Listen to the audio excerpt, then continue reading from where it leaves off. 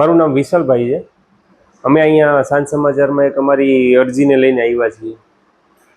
અમારા ભાઈ છે એ વિજી પ્લોટ મેઇન રોડ ઉપર હોટલ ચલાવે છે। હોટલનું નામ છે લીઓ ઇન। ત્યાંના રહીશ છે જગાભાઈ ભરવાડ અને રણજીતસિંહ ચૌહાણ, કે જે ભાઈ અમારા છે હોટલ ચલાવે છે એમને જાતિ પ્રતિ હળદૂત કરેલા, અનુસૂચિત જાતિમાંથી આવે એટલે એમને જાતિ પ્રત્યે અભદ્ર ટિપ્પણી કરેલી અને જાતિ પ્રત્યે હળદૂત કરેલા અને હોટલ ચલાવવા દેવામાં નહીં આવે એવું કીધેલું।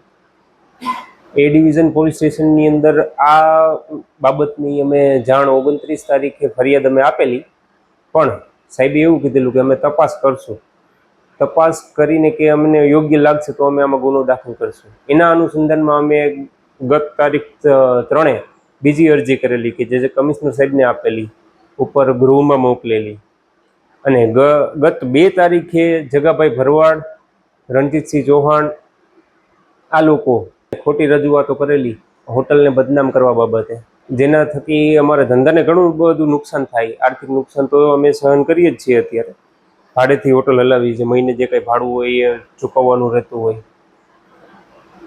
ભાઈને જાતિ પ્રત્યે ઘણી બધી હળદૂત કરેલી અને 3 તારીખે અમે બીજી વાર અરજી આપેલી। પછી એના અનુસંધાનમાં અમને પાછા 8 તારીખે બોલાવ્યા કે તમારું નિવેદન લેવાનું છે। પછી અમે પાછા ગયા, નિવેદન આપ્યું। આમાં યોગ્ય કોઈ પણ જાતની એટ્રોસિટી એક્ટનો ગુનો દાખલ બને છે, આમાં દાખલ કરવો જોઈએ પ્રશાસને, પણ કરતું નથી।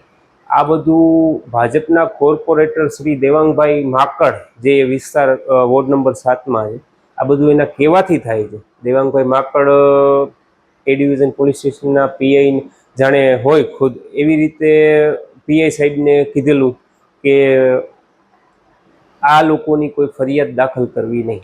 કોર્પોરેશનની અંદર હોટલ ખોલવા ન દેવા બાબતે પણ એમને ભલામણ કરેલી, જેની અમે કોર્પોરેશન પાસેથી એમનું લેટર પેડમાં જે કાંઈ પણ લખેલું હોય દેવાંગભાઈ એ માગેલું, પણ અમને આપ્યું નથી અને હજી અમારી હોટલ બંધ જ છે।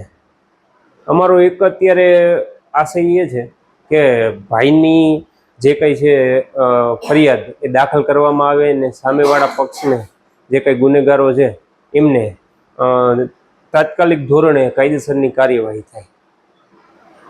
સાંજ સમાચાર ફેસબુક પેજને લાઇક કરો, વિડીયો શેર કરો અને વધુ વિગતવાર સમાચાર માટે sanssamachar.net વિઝિટ કરો।